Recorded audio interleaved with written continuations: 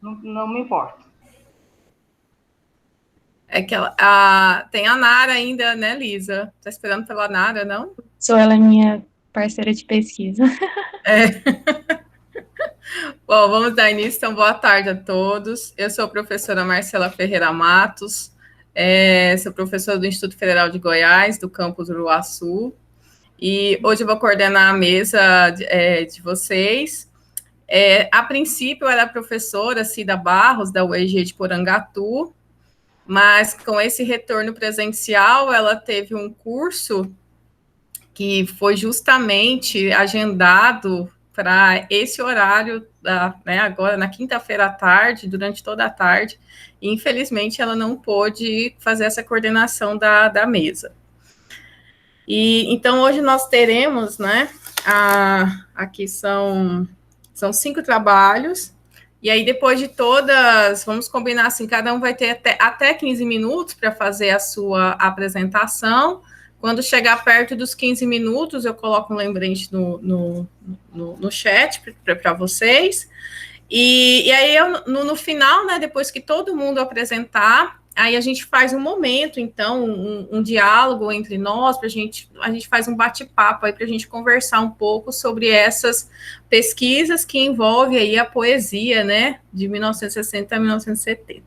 Então, a nossa primeira, né, a primeira apresentação é com a Marta Maria Bastos, e o título do trabalho dela, As Múltiplas Identidades Femininas na Poesia de Cora Coralina.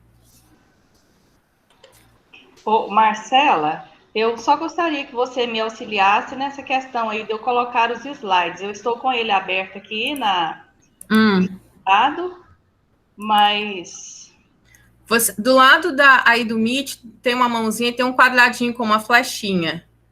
Sim. Aí você coloca apresentar agora. Ah, sim. Aí está no seu computador, você escolhe uma janela, aí vai aparecer as opções.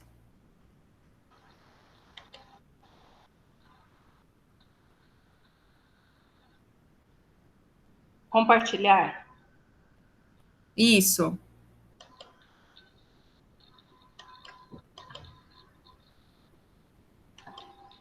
Não quis habilitar. Não? Vou colocar a tela inteira, porque de repente... Pode ser. Mas eu tenho que estar com ele aberto, ele está minimizado no caso. Não, se você compartilhar a tela inteira, vai compartilhar a sua tela, aí você abre depois. Não habilita. Mas vocês têm permissão aqui. Configurações. Bom, todo mundo está habilitado para compartilhar a tela. Vamos ver novamente.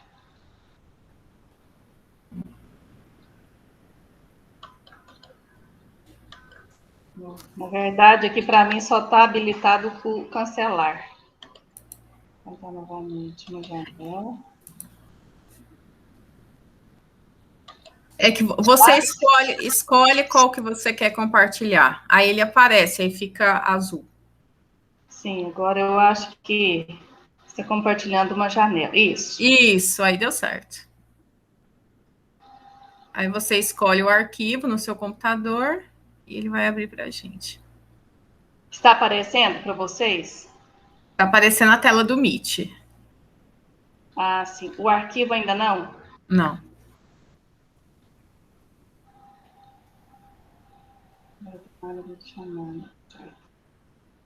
Você compartilhou a tela inteira? Sim. Aí agora você abre. Se você abrir, nós vamos ver. Porque para mim ele está aberto. Ocultar.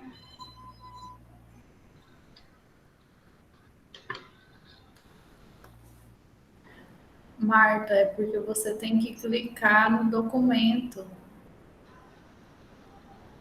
Sim, eu cliquei no documento.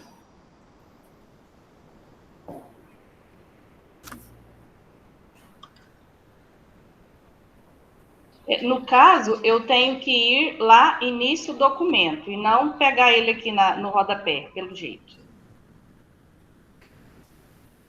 De todas as formas, se você for lá onde ele está aberto, a gente vai ver o que você está fazendo no seu computador. Sim.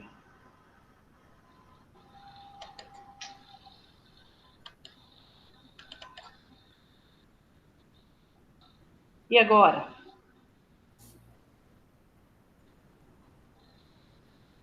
Apareceu para vocês? Não. Não? Não estou conseguindo, realmente. Pode falar, Lisa.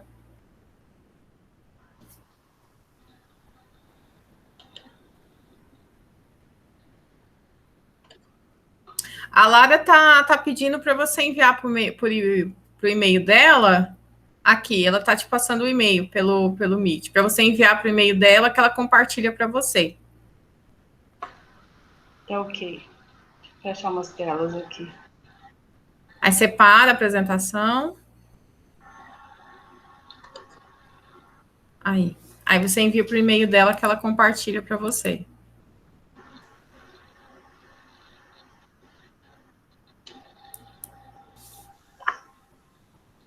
Marcela. Oi, Elisa. A Nara entrou. Se você quiser, a gente pode apresentar enquanto não consegue projetar. Tudo bem, Marta? A gente faz uma troca com as meninas? Sim, pode. Então, tá bom. Aí, enquanto isso, você envia o seu arquivo para Lara e aí ela passa para você. Ok, obrigada. Então, vamos fazer uma troca, então. A segunda... A primeira apresentação, então, com o título, né? Nara, você pode compartilhar os slides, se você já quiser ir compartilhando. Então, o título gente, boa tarde. Marcela, meu computador travou. A Lisa se candidatou. A Lisa vai compartilhar? Sim, meu computador está travado aqui, eu não sei nem como que eu estou conseguindo entrar na reunião. Problemas técnicos. Bom, o título do trabalho é A Poesia nas Publicações da Escola Técnica de Goiânia, Reflexões e Impressões. Esse trabalho foi desenvolvido pela Nara Rúbia e pela Lisa, sobre orientação minha e do professor Oliver.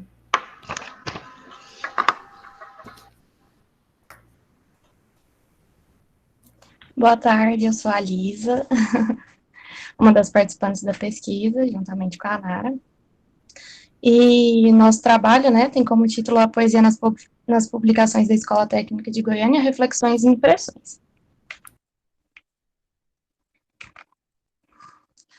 Para começar, a gente vai retomar um pouco a Escola Técnica de Goiânia, né, que foi o primeiro nome que ela recebeu, antes de receber o nome de Escola Técnica Federal de Goiás.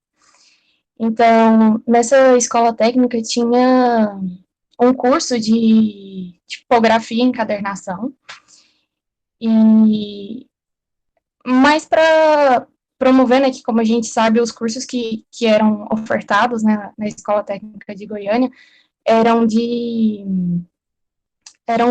cursos mais de mão de obra, né, não tão intelectuais assim. E aí era ofertado mais para produção de livros, essa parte do curso, assim, mais para a parte física dos livros. E aí muitos escritores goianos, né, de Goiânia, goianienses, procuravam um curso para conseguirem publicar suas próprias obras, porque não tinha muito acesso, né? Não era simples você falar assim, eu vou escrever um livro e vou publicar um livro, vou mandar para uma editora e vai ser publicado. Então, eles faziam o curso no intuito de conseguir publicar suas obras. A primeira publicação literária foi de um curso, né? Um concurso de poesia realizado pelo Movimento Unificador dos Estudantes Goianos. E eles publicavam não só poesia, mas também prosa científica e não científica. E a tipografia na escola técnica foi importante justamente pelo que eu falei, né? Não só para que autores desconhecidos pudessem publicar, mas para que a arte goiana, né, fosse disseminada pelo Brasil, porque era muito difícil as coisas chegarem e conseguirem ser compartilhadas, assim, em Goiânia já era difícil, imagina com outros estados, outras cidades. Aí tiveram livros publicados, isso são livros de poesia e de prosa, que foi publicado de 1949 a 1968, que estão nas nossas pesquisas, né? Que são Vibrações, de José Lopes Rodrigues, Lendas de Minha Terra, de Mário Risério Leite, Alvorada, de Gilberto Mendonça Teles, Primeira Chuva, de Bernardo Welles, Tempo Maior, do Ciro Palmerston, Poemas de Ascensão, de Coelho Vaz, Caminhos de Mim, de Ieda Schmaltz, Tardes do Nada, de Edir Malagone, Madrugada, de Silvio Nascimento, e Vida, de Nita Fleury. E aí, os que eram mesmo de poesia, que são os que a gente vai focar aqui, são a maioria, tirando Lenda de Minha Terra, de Mário Risério Leite, e Vida, de Nita Fleury. E essas são as capas originais das publicações da Escola Técnica de Goiânia. E aí estão por ordem cronológica. Os objetivos do projeto, por que a gente resolveu fazer essa pesquisa, né? Porque a gente queria, primeiro, resgatar a cultura, um pouco dos poemas e dos poetas de Goiânia, porque não se tem muito histórico, e foi uma coisa que a gente percebeu fazendo a pesquisa, que para a gente conseguir todas essas informações foi muito trabalhoso, não tinha muito material, foi tudo muito perdido ao longo do tempo, o que tinha era muito mal cuidado, foi quase que um apagamento, né, desse tipo de cultura aqui em Goiás, porque a gente realmente penou muito para conseguir achar essas informações.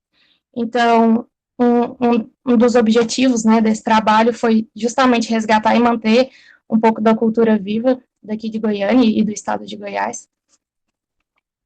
Divulgar também, né, as obras que já existiam, mas que pouco conhecidas, e agora a gente vai lançar hoje, né, 19 horas, inclusive, o lançamento da coleção. Muito legal, ficou muito bonito. E também pegar as publicações de jornais, por exemplo, as recepções críticas, né, que as obras tiveram em jornais e revistas na época, e também os contrapartidas, né, porque os jovens que publicavam também, eles levantavam muito cunhos sociais, tanto no dia a dia, né, na vida deles, quanto nas obras, nos textos que eles escreviam. E também sistematizar, né, a trajetória da escola técnica, como tudo que passou até chegar hoje no Instituto Federal de Goiás que a gente tem. E nós temos os poetas. Nara. Boa tarde a todos que estão aqui presentes. Obrigada pela fala, Lisa. Os poetas homens, dentro dessas publicações, né, que foram responsáveis pelas publicações de poesias, são 5. No entanto, o Mário Risério Leite, ele só produziu contos, né? E aí eu trouxe apenas 4 dos poetas que produziram obras literárias do campo da poesia em Goiânia. O primeiro que eu trago é o Ciro Palmerston Muniz. Ele nasceu dia 13 de agosto de 1941, continua vivo, o único falecido foi o Bernardo Welles. A cidade natal do Ciro é em Araguari, então ele é de Minas Gerais, mas Goiás, né, acolheu ele enquanto produtor de literatura, e hoje ele reside em Goiânia, e a sua obra publicada de maior relevância é a obra Tempo Maior. Infelizmente, alguns autores não tiveram a mesma visibilidade que outros, né, devido a muitas questões políticas, econômicas e sociais da época. O Bernardo Welles, por ser o mais conhecido, ele tem mais produções, né, e também mais informações sobre ele. Como a Lisa mencionou na fala dela, foi muito difícil encontrar alguns documentos, justamente pela deteriorização do tempo, ou então porque o autor não era tão conhecido, e aí por isso não tinha tantas reportagens sobre ele, ou notícias, ou então divulgação de eventos, né, de publicações, e a gente penou um pouco para encontrar essas informações. Só que no Bernardo Welles, como ele era mais conhecido, foi bem mais fácil de encontrar as informações sobre ele. Ele nasceu em 14 de novembro de 1915, inclusive ele nasceu no mesmo dia que eu. Faleceu em 30 de novembro de 1997. Ele é natural de Corumbá de Goiás, e a sua poesia que teve maior visibilidade no campo literário de Goiânia se chama Primeira Chuva. No entanto, o Bernardo Ellis ele é mais conhecido pelos contos, né? Inclusive, um dos contos dele que eu mais gosto é A Enxada, que eu acho maravilhoso. Pode passar, Lisa. O outro poeta que eu trago agora é o Geraldo Coelho Vaz, nascido em 24 de setembro de 1940. Ele é natural de Goiânia, e a obra dele mais publicada foi Poemas de Ascensão. No entanto, ela foi publicada apenas pela ETG, né? Ela não teve outras edições além dessa. E o poeta mais conhecido na atualidade, que já recebeu vários prêmios, né, em Goiás, é o Gilberto Mendonça Telles. Nasceu dia 30 de junho de 1931, é natural da cidade de Bela Vista, de Goiás, né? Ele é bem animado, assim, o Gilberto Mendonça Telles, então eu digo que ele é o nosso poeta mais contemporâneo impossível. A obra publicada dele são várias, né? No caso, que é Alvorada, Estrela d'Alva, Pássaro de Pedra e Sonetos do Azul Sem Tempo. Eu tive contato com todas elas, né, durante a pesquisa, fiz a catalogação de todas, a leitura. No entanto, a que me chama mais atenção, assim, na qualidade da escrita é Alvorada, visto que foi o primeiro poema, né, o primeiro livro de poesias que ele lançou, então acredito que ele tenha se empenhado mais nas produções poéticas. Pode passar, Lisa. Você quer falar sobre a Ieda ou você quer que eu possa falar sobre ela? Então, vai lá. As autoras foram 4, né? Só que de poesia mesmo, só 2, Ieda Schmaltz e Edir Guerra Malagoni. E todas elas, exceto a Edir, morreram já. E aí, nessa imagem nós temos a Ieda na noite de autógrafos dela, do primeiro livro publicado pela Escola Técnica de Goiânia, que é Caminhos de Mim, em 64. E ela era integrante também do GEM. Alguns desses autores que nós pesquisamos, eram integrantes do Grupo GEM, que era um grupo de escritores novos, que eles se reuniam para discutir política e escrita, né?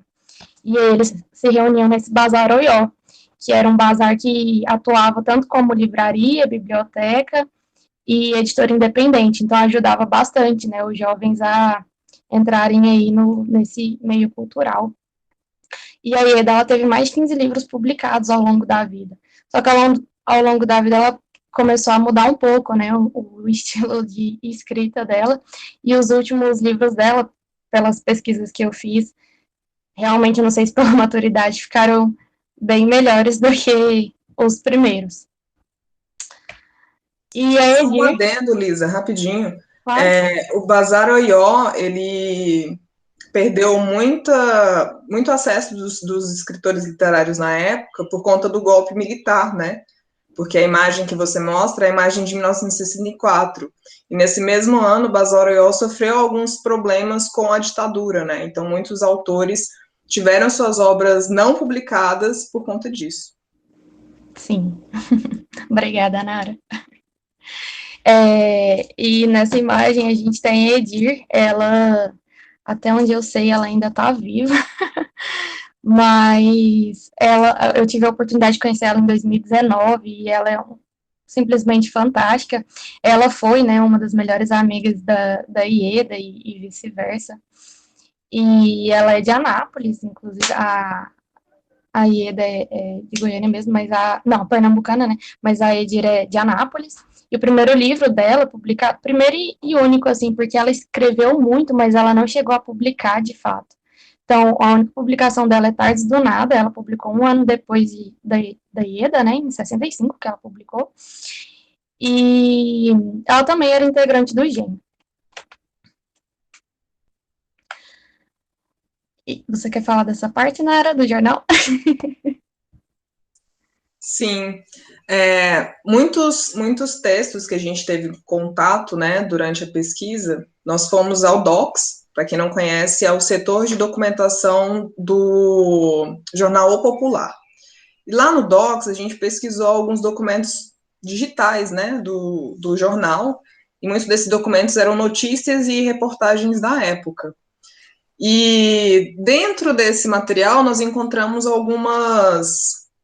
alguns eventos, né, que o Gilberto participou de publicação. Um desses eventos foi a publicação do poema Alvorada, do livro de poemas Alvorada. No entanto, nós encontramos muita dificuldade de catalogar esses textos, porque muitos deles estavam com a impressão muito ruim, assim. Então, a gente teve acesso a algumas partes do texto apenas e outros não. Mas, durante essa pesquisa, nós percebemos que muitos deles tinham uma grande visibilidade, principalmente no jornal, e o Jornal Popular, na época de 1955, né, por aí, dava muito espaço para que esses autores pudessem publicar, né, pequenas poesias, contos, crônicas. Então, foi uma forma de lançar eles como produtores de cultura na época, né, principalmente de literatura. Você quer mandar essa ou você quer que eu vou falando? Não, é que são só mais recortes, né, do que a gente pesquisou dos jornais, que realmente era difícil encontrar, e quando a gente... Esse aqui a gente achou porque tava lá no Jaime Câmara, né, tava escaneado, e aí a gente conseguiu visualizar melhor, mas os que a gente teve contato físico mesmo, palpável, foi bem ruim. Então, Sim, esses são mais conservados. O Bernardo Aires, ele tinha, no dia que eu fui lá fazer a pesquisa, eles têm um vídeo, só que daqueles rolos de vídeo antiguíssimos, da década de 60, 70, e tinha muita informação lá sobre as publicações dele, sobre os eventos que ele participava, né? Ele foi professor também da Universidade Federal, da Universidade Católica, e tinha muita informação, mas como a tecnologia já estava ultrapassada, a gente não teve acesso a essas informações, né? E acredito que poderíamos ter tirado muita coisa boa desse material. Mas pode ser uma pesquisa futura, né? Quem sabe? Com muita garra, viu? Porque uma das nossas pesquisas de campo, assim, de procurar arquivo, foi até com o Oliver. A gente foi num domingo, se eu não me engano, no Sesc, num sábado, e não deixaram a gente acessar os arquivos. Mas tá aí, né? Mais uma luta aí para a Academia de Letras.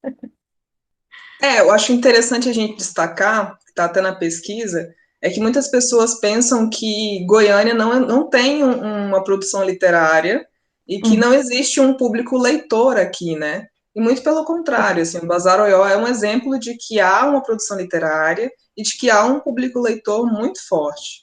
E que, inclusive, a nossa literatura ela é reconhecida nacionalmente, né? Porque o Bernardo Ellis ganhou a cadeira na Academia Brasileira de Letras, já ganhou vários prêmios, o Gilberto também já ganhou vários prêmios. Então, é uma forma da gente valorizar a nossa produção literária mesmo.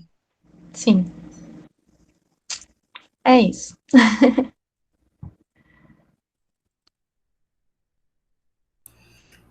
Obrigada, meninas. Depois a gente, né, nós combinamos de, né, vamos ouvir, né, as apresentações e no final a gente faz os comentários. Bom, então agora a Marta. Lara, deu certo o envio.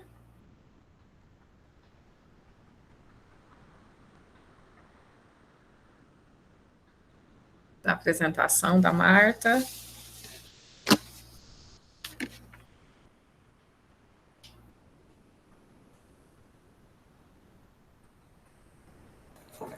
Oi, já pode compartilhar da Marta? Já, pode compartilhar.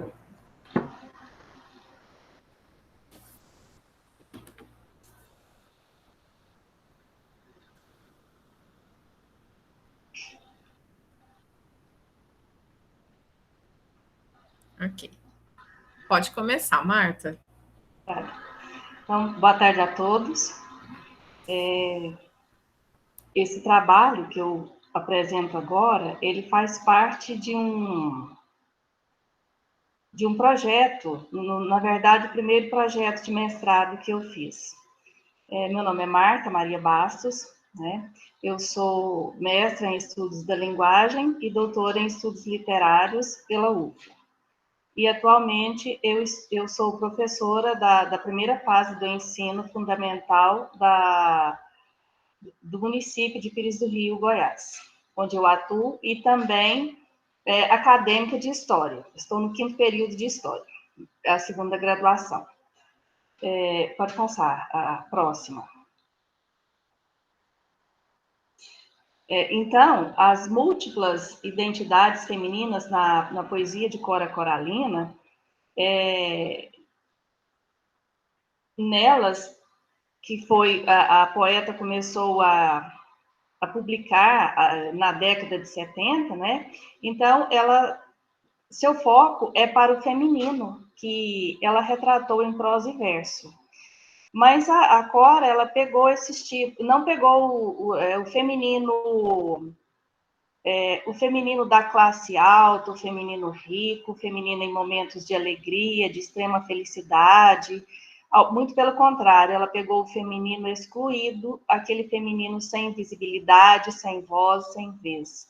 Foi para esse tipo de feminino, para essas mulheres, que ela lançou o seu olhar e trouxe para a escrita, perpetuando esses tipos que até então foram silenciados, não tiveram voz, e também foram deixados ao acaso por muitos escritores. Então, Cora fez questão de trazer para a sua literatura, tanto em prosa quanto em verso, o feminino, no qual ela retrata em todas as fases, desde a criança, a jovem moça, a mulher adulta, que é mãe, que é separada, ou mãe solteira, a prostituta, a mulher anciã, para as quais ela tem um profundo respeito quando ela trata, mas dentro da realidade de cada um, ela fez essa apresentação dos modos de vida que essas pessoas levavam e que muitas vezes a sociedade não enxergava. O próximo, por favor. Então, a Cora, ela soube refletir e analisar o papel dela também, como mulher, como feminino, né, na sociedade do século XIX e do século XX. Até porque ela, como ela dizia, que, né, eu nasci no século passado, trago comigo todas as idades. Então, ela viveu na pele muito do que ela retratou. Só que, para tanto, ela usa um eu lírico para retratar, mesmo quando fala de si. Então, ela utilizou da memória, né, porque ela tinha o desejo de perpetuar o que estava vivo dentro dela, manter a sua lembrança para gerações futuras, codificar a palavra por meio da escrita, que assim ela não se perderia, né? Produzir uma literatura que foi reveladora da identidade feminina da época que ela viveu, e perpetuar o seu testemunho, né, do seu existir. E o foco da abordagem, como eu já falei, foi essa mulher pobre, mestiça, prostituída, analfabeta, deixada à margem mesmo da sociedade. Próximo, por favor. Então, a criança em Cora Coralina, eu peguei essa parte aí do poema Dolor. Eu não sei se vai dar tempo de eu ler todos, mas ela retrata uma criança pobre, de pé no chão, subnutrida, que não tem uma casa adequada, ela não faz anos. As crianças ricas fazem aniversário, ela não faz anos, não tem bolo de velhinha, não tem Natal, não tem escola, não tem banheiro, não tem cuidado, não tem carinho, enfim, não tem nada. E tem milhões de vermes de amarelão. Então, é uma criança que está fadada a não vingar, a morrer antes de passar essa fase da infância, devido às péssimas condições de pobreza, de falta de condições para que ela sobreviva, a falta do alimento, a falta de tudo, falta-lhe tudo. Essa criança que Cora retrata aqui, ela não designa o sexo, se é masculino ou feminino, mas eu trato coloquei aqui como uma das representantes da criança por ser, pela situação em que ela é colocada, pela sua pobreza, pela sua extrema necessidade de tudo, de condições para que ela viva, que esse mundo não deu a essa criança pobre condições de sobrevivência, mas mesmo assim ela insiste. O próximo. A mulher jovem em Cora Coralina, representada aqui no Cântico de Dorva. Esse Cântico de Dorva, como ela diz, Dorva é moça de sítio, a mãe de Dorva morreu, chovia, a noite inteira choveu. Enquanto a gente da roça rezava alto, rezas da roça. Dorva chorava, velava a mãe morta. A morta entre as velas amarelas, esperava entre flores a mortalha, o caminhão, o caixão, que vinha da cidade. O caixão para a morta, o sufrágio para a Dorva. Então, pensa-se que Dorva vivia com a mãe, talvez filha única, ou a mais velha da família, e de repente perde a mãe. A mãe lavadeira, Dorva era amparada por essa mãe, tão pobre quanto ela. De repente, Dorva se vê longe de tudo, perdida, longe desse amparo da mãe que foi embora. Então, o luto de Dorva, que deveria sair na missa de 7º dia ou dos 30 dias completados após a morte, que já passou a missa, Dorva teve que acabar com esse luto com uma certa urgência, porque a situação pede que ela volte, que ela assuma o lugar da mãe, acima da mãe, que é de lavadeira, para que ela defenda o pão. Ali ela perde, depois ela perde também a sua pureza, a sua virgindade de uma forma bruta também, né, que Cora retrata como um macho e uma fêmea, né? Sem nenhuma, de uma forma nada romântica, né? Nada rebuscada. Então, ali, dois corpos que se tocam, sem nenhuma sem nenhum estado de elevação, ou enfim, foi uma coisa bem, numa situação assim, bem do dia a dia, corriqueira, né? E então essa mulher, essa mulher jovem retratada em Cora, ela se vê diante da dureza da vida, né? Que a perda da mãe lhe impõe a partir de então, e ela tem que assumir essa vida adulta e voltar ao que reviver tudo que a mãe fez. Ela tem que passar por todas essas etapas de dor, de angústia, de sofrimento e de solidão também. O próximo. As lavadeiras em Cora Coralina, que também é representa um pouco da mãe de Dorva e de Dorva, né? Sombra da mata, sobre as águas quietas, onde as iaras vêm dançar à noite. Não, mentira. Passamos versos sem mentir, fala a poeta. Onde batem roupa as lavadeiras pobres, sombra verde dos morros no poço fundo da Carioca, onde as mulheres sem marido, carregadas de necessidades, mães de muitos filhos, largadas pelo mundo, batem roupa nas pedras, lavando a pobreza sem cantigas, sem toada, sem alegria. Quero escrever versos verdadeiros. Por que será, Senhor, que a mentira se insinua nos meus versos? Onde você vive, poeta, meu irmão, que faz versos sem mentir?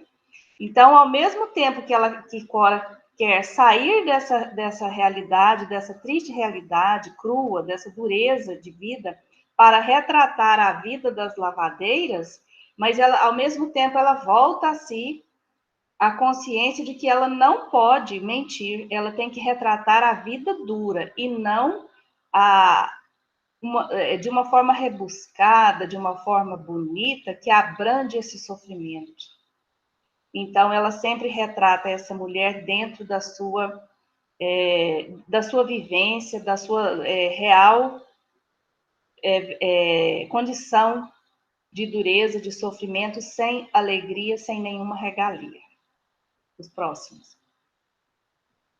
E a mulher prostituta em Cora Coralina, esse fragmento já é de uma prosa, né? é aquela que não tem nada, que não tem lugar dentro da sociedade, mas ela é relegada a um espaço na prosa de Cora. Tem um beco, dali, o beco do Calabrote, onde essas prostitutas, elas são as donas do pedaço, naquele lugar sujo, naquele lugar que ninguém quer estar, né, que ninguém de bem da sociedade quer estar, mas ali tem lugar de passagem para as pessoas de boa família, elas são respeitadas, elas são deixadas transitarem por ali, sem serem incomodadas, e elas não, desde que não incomodem as prostitutas. E os homens que ousarem entrar ali devem levar dinheiro no bolso. E essas mulheres, elas também sabem reconhecer o lugar e a condição a que lhes foi destinado na vida, respeitando as leis e evitando confusões, principalmente com a polícia, com a justiça, no qual a poeta diz assim, que nenhuma delas que elas não chegaram a capinar de frente à cadeia, né? Porque elas sabiam se comportar ali como prostitutas. Naquele lugar, elas eram a dona do pedaço. O próximo. Então, os tipos femininos retratados na literatura de Coralina se assemelham bastante ao que Eliana Gabriel Aires, em O Conto Feminino em Goiás, afirma que elas estão em um estágio mais elementar, quando ainda não tece os fios de sua existência, quando se coloca em uma atitude passiva, com seu discurso amordaçado, incapaz de articular a tessitura de sua história. Então, o pudor do desconhecimento do corpo e os preconceitos têm sido poderosos na vida da mulher. A mulher que não possui a palavra nem seu próprio corpo é destituída de transcendência. É-lhe negado ser, possui vida vegetativa, como todas essas retratadas por Cora. O próximo. E a mulher letrada em Coralina, nesse poema Amigo, em que ela encontra um amigo e fala de uma possível... de um possível enamoramento que os dois puderam ter tido na infância, na juventude, mas que lhes foi negado. Então, ela revê tudo isso, né? Ela fala que era moça da cidade, escrevia versos e era sofisticada. Ela já se apresenta, esse eu lírico que a Cora cria, ela se apresenta como uma mulher que conhecia as letras, que conhecia a escrita e conhecia a leitura. Então, e por esse conhecimento, ela também sofria essa marca, porque os homens tinham medo de uma mulher que sabia pensar, que sabia ler e escrever e emitir um pensamento. Então, do mesmo modo, ela também sofreu essa exclusão. O próximo. E a memória em Coralina, quem é você? Então, esse eu lírico que ela retrata é uma mulher como outra qualquer, que vem do século passado e traz consigo todas as idades. E ela retrata o lugar onde ela vive, dentro da serra, né, cercada, sem saída para lugar nenhum. E fala da riqueza que havia, do ouro que havia, que foi levado e só restaram as pedras, a dureza da vida, a dor, o sofrimento, o não ter direito a ter direito, né? Tudo que lhes foi negado. Então, disso aí, ela faz a sua poesia, o seu motivo de existir. O próximo. Então, ao se retratar autobiograficamente, Coralina se faz presente em todas essas mulheres excluídas, e ela também é excluída, como eu já disse antes. Seu eu lírico, apesar de ter voz, e por isso ser diferente das mulheres que ela retrata. O saber a coloca na mesma posição, a da exclusão, para uma época difícil, épocas difíceis que existiram e que ela viveu todas elas. Então, eu termino aí com uma estrofe, né, do Fernando Pessoa, que diz assim, que o poeta é um fingidor, finge tão completamente que chega a fingir que é dor, a dor que deveras sente. Então, o poeta é essa voz que grita, que desenha uma dor, que dá cor a uma dor, que ele sente e que ele finge não sentir. E Cora fez isso a sua vida inteira. Ela foi um instrumento de denúncia, a sua literatura foi um instrumento de denúncia para essas vozes sem voz, para essas vozes que foram caladas desde a sua concepção, que não tiveram lugar, foram relegadas aos becos, aos lugares mais distantes de uma sociedade que não lhes deu direito a existir. Ela foi essa voz, esse grito, e sua poesia está será marcada eternamente pela sua luta em mostrar essas pessoas, esses tipos tão singulares. Muito obrigada. Parabéns, Marta, excelente pesquisa. E, bom, no final a gente comenta. Já fico morrendo de vontade de fazer perguntas. Bom, então vamos dar sequência. Agora é o trabalho da Marcela Rodrigues Trindade, Palavra e Desejo, o erotismo feminino em Ieda Schmaltz. Boa tarde. Boa tarde. Vou compartilhar o material aqui.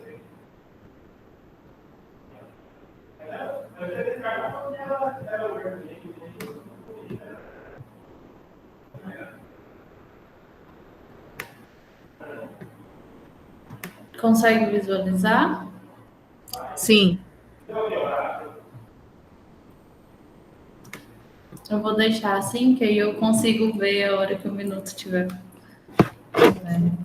Se você quiser, eu te aviso no áudio. Ah, tá. Se não te atrapalhar. Tá bom, sem problemas. Então, meu nome é Marcela Rodrigues Trindade, eu sou mestranda do programa de pós-graduação Língua e Literatura e Interculturalidade da Universidade Estadual de Goiás, campus Corocoralina. E o meu trabalho é intitulado Palavra e Desejo, o erotismo feminino em Ieda Schmaltz, uma vez que meu objeto de pesquisa é sobre o erotismo, mas como nós tivemos a oportunidade de estudar a disciplina literatura goiana, fiz esse aprofundamento, né, na perspectiva erótica, na poesia da Ieda. Então, nós sabemos que a literatura goiana ela tem, né, a compreensão dos estilos do período colonial, que tem um ponto de vista, a cultura do letramento e, ao mesmo tempo, essa popularidade. E, com isso, os autores vão trazendo as manifestações dentro da subjetividade goiana, que vai defender o período em que está centralizado a temática regional e também na perspectiva das características, né, do legado das experiências humanas. E, nesse sentido, então, o foco do trabalho em si, né, final, é desenvolver essa pluralidade de perfis que vão destacar a condição feminina na literatura, sobretudo nesse caráter goiano, uma vez que nós temos um cenário do interior de Goiás, né, que é oportuno para o ecoar dessa essência dos detalhes poéticos em um paradigma entre a representação da liberdade e também dentro da própria formação de um retrato fiel à realidade contextualizada. E dentre essas várias vozes, né, como nós estamos num evento da literatura goiana e que já foi pautado e que está sendo discutido nas mesas, nós temos aí grandes vozes, né, grandes poetas como a Cora, a Leda, a Selma, a Maria do Rosário, a Casimira, a Odegária, a Darcy, a própria Ieda, a Marieta, Nelly Alves de Almeida, e cada qual com a sua particularidade, né, a sua essência dessa transparência do sentido poético. E a Ieda, ela é considerada, né, a terceira mulher a publicar um livro de poesia em Goiás, que vai apresentar uma tríade do discurso pautado pelo verso. E nessa tríade nós vamos encontrar o eu lírico feminino, essa temática do feminismo, e também numa perspectiva do próprio erotismo.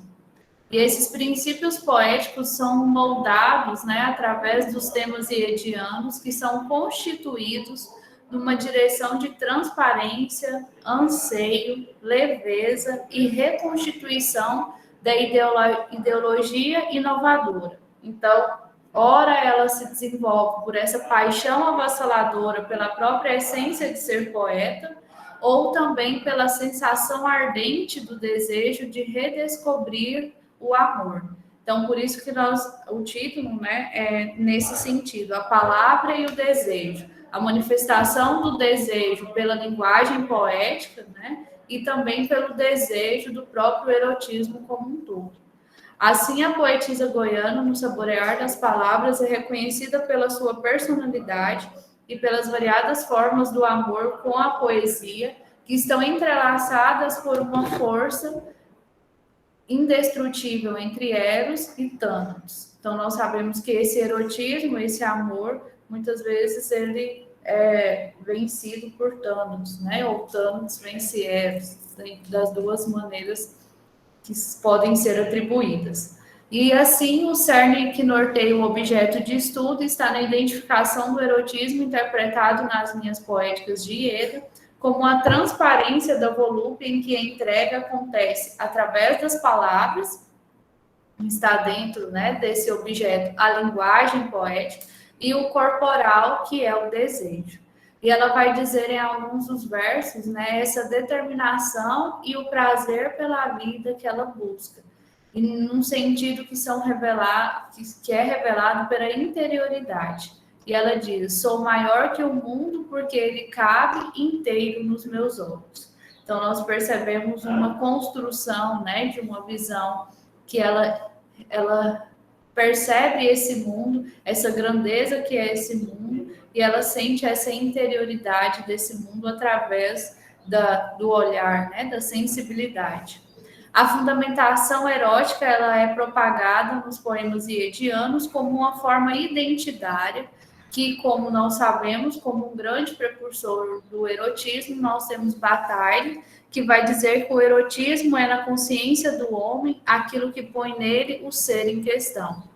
Então, a vida subjetiva do homem, humana, né, ela é instigada por esse desejo que corresponde na formação da própria essência. Então, nós temos o Bataille como uma grande representação desse erotismo.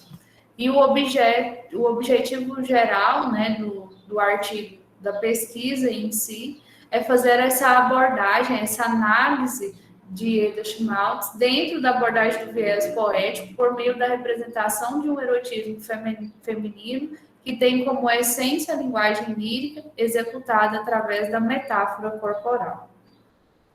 Trata-se de uma pesquisa de revisão literária, né, igual nós abordamos a importância da figura feminina dentro da dimensão poética, que está refletida no entrelaçamento do amor poético e interligado pelas nuances de Eros, que designa a composição do sentido lírico, que vai evidenciando as perspectivas dessa literatura goiana. E aí, nós temos as análises de alguns poemas, né, que pertencem a esse desejo que é construído pela linguagem e pelo cerne do corpo. E, para tanto, nós utilizamos dois representantes do erotismo, o Bataille, como já mencionado, e Otávio Paz, que são responsáveis por criar esse itinerário da teoria erótica.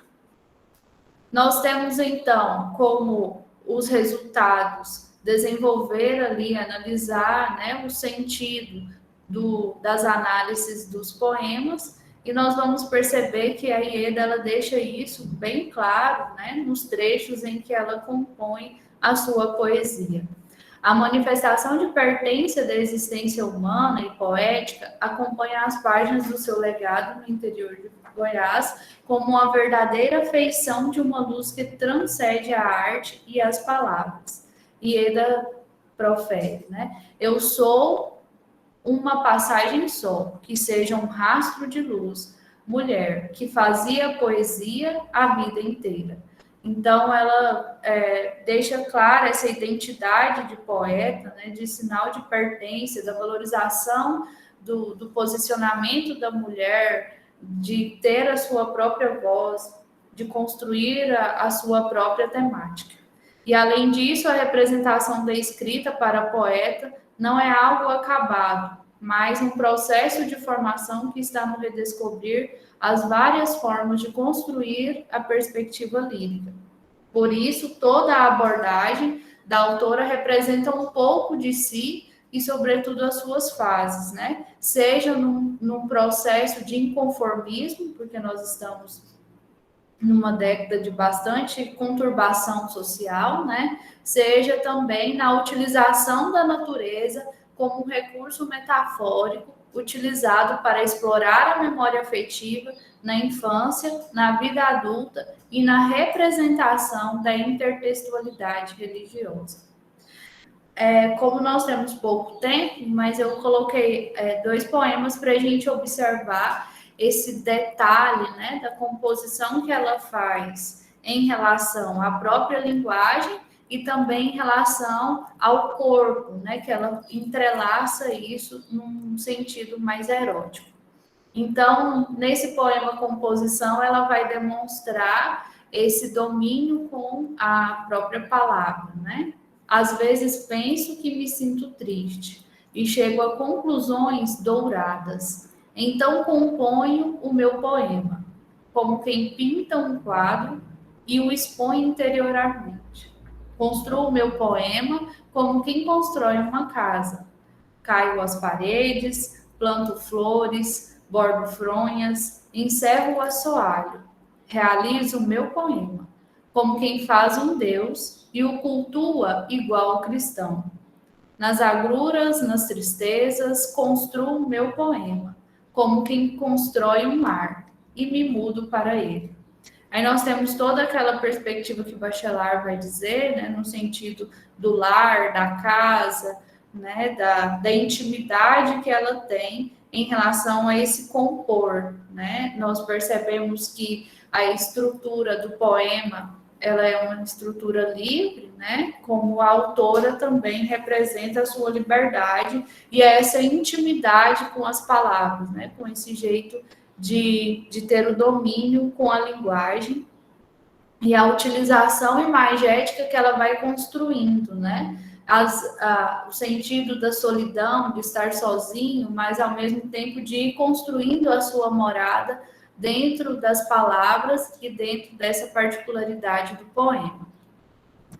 Então, no segundo poema, nós temos aqui uma análise mais focada no sentido do próprio desejo, né?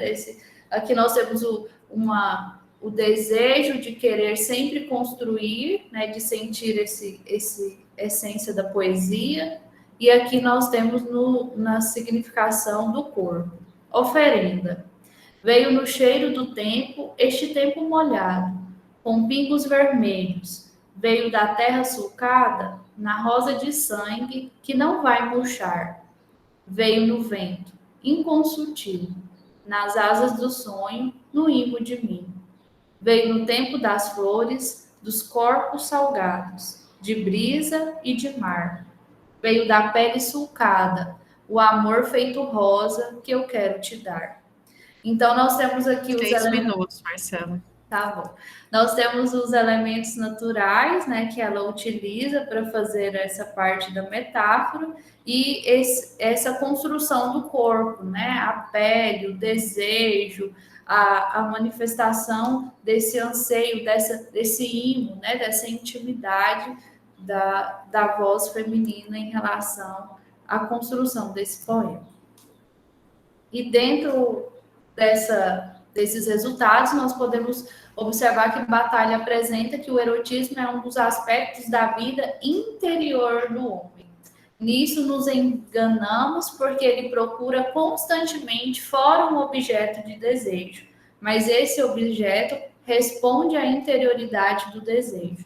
Então, os 2 poemas, né, mesmo a gente não fazendo uma análise profunda, a gente percebe pela linguagem que o desejo da linguagem e o desejo corporal, né, do ser tu ali, ele está manifestado como esse aspecto da vida. E outro ponto relevante também é na experiência que é marcada pelos elementos e a atualidade temporária. O erotismo ele é visto como um ritmo, e os seus acordes é a separação. E o outro é um regresso que volta a essa natureza reconciliada. O além erótico é o próprio regresso que volta à natureza, e o além erótico está aqui e agora, né? E todas as mulheres e todos os homens vivem esses momentos, e é nossa razão do paraíso, diz o Otávio Paz.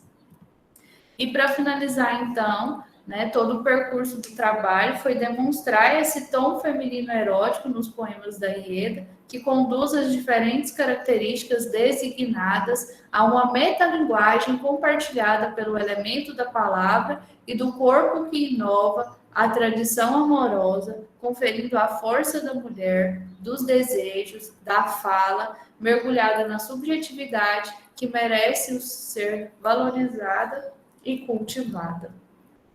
Aqui foi uma das referências que nós utilizamos durante a produção do trabalho. E para finalizar, né, alguns trechos poéticos da Ieda em que ela fala: a arte de amar é exatamente de ser poeta. Então mostra mais uma vez, né, essa apreciação que ela tem em ser poeta e saber realmente compreender esse amor e ser correspondido pela palavra. E também a ti quero dar o meu corpo e a minha poesia, uma perspectiva do desejo, né, o desejo carnal e também o desejo de ser poeta. Muito obrigada pela oportunidade. Parabéns, Marcela, excelente. Obrigada. Muito obrigada pela apresentação. Obrigada.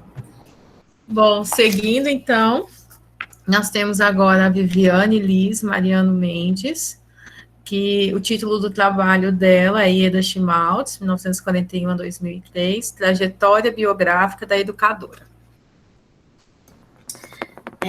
Boa tarde a todos. Eu vou apresentar um slide aqui e eu preparei um texto para ler. Deixa eu tentar aqui. Espera só um pouquinho.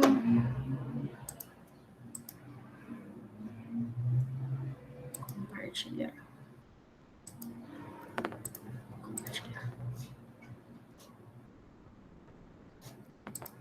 Oi? Não estou ouvindo vocês, espera aí. Sim, tá. Estamos vendo. Então tá. Agora tem que apresentar. Foi, né? Sim. Eu sou formada em letras, licenciatura em português, atualmente faço mestrado em educação e sou técnica administrativa no IFG, Campus Aparecida de Goiânia. Essa minha pesquisa, ela não se insere na área de letras, ela se insere na área de educação, mais especificamente na área de história da educação. Aí eu preparei um texto aqui para ler, e aí o que eu faço nesse trabalho não é crítica literária, é mais relacionado à historiografia. Este trabalho constitui parte de uma pesquisa em nível de mestrado que busca investigar a trajetória biográfica da educadora, artista plástica e poeta, professora Ieda Schmaltz. Ieda figura como personagem importante da educação e cultura de Goiás, ao lado de nomes como Marieta Teles, Cora Coralina, Leodegária de Jesus, entre outros. Tendo atuado nas principais instituições de ensino de Goiás de sua época, Universidade Federal de Goiás, Universidade Católica, lecionando disciplinas de arte, cultura, literatura, além de participar como editora de suplementos jornalísticos, curadora de arte e diversos grupos, coletivos e associações voltadas à promoção da cultura do estado de Goiás. Há de se mencionar ainda que Schmaltz foi a terceira mulher a publicar livro de poesia em Goiás, fato ocorrido em 1964, antecedida por Leodegária em 1906 e 1928 e Regina Lacerda em 1954. A escrita da história tem sido feita por grupos dominantes, majoritariamente masculinos. Isso contribui para gerar um apagamento dos nomes femininos na história como um todo e, consequentemente, também na história da educação. A historiografia hegemônica que vigorou até os primeiros anos do século XIX ocupou-se, sobretudo, dos grandes acontecimentos políticos, majoritariamente realizados por homens e de consequências regionais e mundiais. É a partir do final do século XIX e início do século XX que se iniciam novas reflexões sobre a escrita da história, a partir, sobretudo, de movimentos como a Escola dos Análises, que promoveram uma revolução epistemográfica na história. Nesse momento, surgem novas correntes historiográficas, como a história das mentalidades, que tem como exemplo o clássico O Grande Massacre dos Gatos, de Robert Darnton, e a história cultural, de nomes como Peter Burke e outros, visando tirar o curso da história apenas desses grandes acontecimentos e dar voz e vez aos indivíduos que também fazem parte do curso da história, mas que estiveram até então silenciados e vencidos pela narrativa dos que impõem o que é história, majoritariamente sempre masculina. Nesse sentido, este trabalho tem como contexto amplo ressaltar personalidades femininas de valor histórico nem sempre tratadas com o rigor teórico e a importância e relevância necessários e, muitas vezes, invisibilizados por essa historiografia tradicional. Ante o exposto, faz-se importante ressaltar os nomes das mulheres que, à frente de seu tempo e de seu papel de gênero a ela imputados, publicaram livros, lecionaram em instituições de ensino, participaram de associações e grupos em prol da educação, cultura, e neste contexto que se insere o nome de Ieda Schmaltz, mulher que antecede a tantas outras e que, em suas realizações, conquistas e ocupações dos espaços, nos deixam legados, aprendizados e exemplos. Sobre a importância e relevância da poesia iedina, temos em Silva e Vieira. Cito: a obra de Ieda Schmaltz surge em meio a uma sociedade de transição, de forte manifestação de princípios patriarcalistas. O sujeito lírico que se cria e se recria, adquirindo um valor performativo, constitui um princípio básico da poesia lírica, mas na modernidade ela parece ser representada por uma referência desdobrada, semovente, notadamente na poesia de autoria feminina, quando as mulheres buscam, na expressão lírica, a atualização dos temas do erotismo, um modo de emancipação identitária. As explanações apresentadas, bem como os apontamentos de Silva e Vieira, nos demonstram a relevância do nome de Ieda para a história da educação em Goiás, demonstrando a importância e necessidade de resgatar a trajetória biográfica da autora, tal qual propõe o presente trabalho. Entre os grupos, coletivos e espaços de que Ieda participou, destaca-se o GEM, que existiu dos anos 1963 a 1967. Esse grupo foi fundado inicialmente por 6 jovens escritores, mas ao longo de seus 5 anos de existência, chegou a contar com mais de 20 membros. O escritor Bernardo Ellis figurou como patrono do grupo, cujo objetivo e lema era de estudar e produzir. Entre poesias, contos, romances e outros, o coletivo de escritores que integrou o grupo publicou mais de 80 livros e diversos volumes de antologia. Além disso, o grupo promoveu cursos, concursos literários, noites de autógrafo, conferência e outros eventos culturais do início da década de 60 em Goiânia e Goiás, promovendo a arte e a literatura no estado. Ainda sobre sua participação no GEM e as questões dos espaços ocupados pelas mulheres e da estrutura patriarcal vigente, Ieda salienta em relato, cito: o machismo do grupo foi o tradicional, como é em praticamente tudo o que se faz no país. Não nos permitiram a nós, mulheres, sermos eleitas presidentes. Para nós, sempre os cargos de secretária, tesoureira, etc. E perdurou o machismo quando um ex-membro do grupo me disse textualmente que nem eu e nem ele e nem os outros colegas jamais reconheceriam que fui orientadora do grupo durante a época do SESC. Essa é a negação da história, mas é assim que se faz a história do Brasil. Aqui podemos perceber uma inquietação de Schmaltz acerca da passividade e da submissão a que as mulheres são constantemente submetidas. Essa inquietação figura também como objeto constante na lírica da autora. Em autores que se encarregam da crítica literária iedina, como Bittencourt, verificamos que, cito, não é uma poesia cujo discurso assuma simplesmente uma atitude denunciadora ou reivindicatória própria dos movimentos feministas, mas, antes de tudo, é um texto que propugna um tema mais amplo e muito mais digno, que ultrapassa as disseções históricas entre os sexos. Ainda segundo Bittencourt, um dos temas fundantes da obra da autora está nos problemas da mulher contemporânea e seu desejo de dignificá-la. Em Vieira e Silva, verificamos que a poesia de cunho erótico empreendida por Ieda também se propõe como um modo de emancipação identitária feminina. Quanto à ocupação quanto à sua ocupação nos espaços das principais instituições de ensino e promoção da cultura do Estado, destaca-se que Ieda atuou como bibliotecária no SESC, em 63, onde coordenou grupos de orientação e leitura. Posteriormente, passou a trabalhar na UFG, em funções administrativas, de 64 a 74.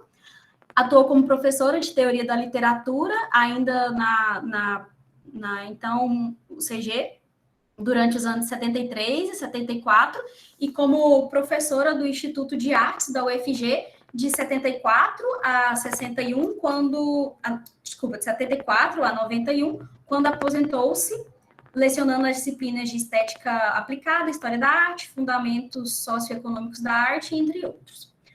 Quanto à sua formação educacional e acadêmica, Ieda cursou o primário no Educandário Nossa Senhora Aparecida, instituição de caráter confessional de Ipameri, interior de Goiás, o secundário no ginásio de Inhumas, próximo à capital, e novamente em Ipameri, a formação do curso técnico em contabilidade. Já em Goiânia, cidade para a qual se mudou em 62, bacharelou-se em Direito pela UCG em 66 e em Letras Vernáculas Português e Espanhol pela UFG no ano de 75. Vale ressaltar ainda a sua atuação como editora em importantes suplementos jornalísticos do período, tais como editora fundadora do suplemento literário do jornal Top News, editora do suplemento do jornal Diário da Manhã, além de seus trabalhos nas áreas de arte plástica, coordenando e promovendo exposições e curadorias. Quanto à sua vida familiar, influências e relações, destaca-se sua família materna e paterna são de origem ipamerina.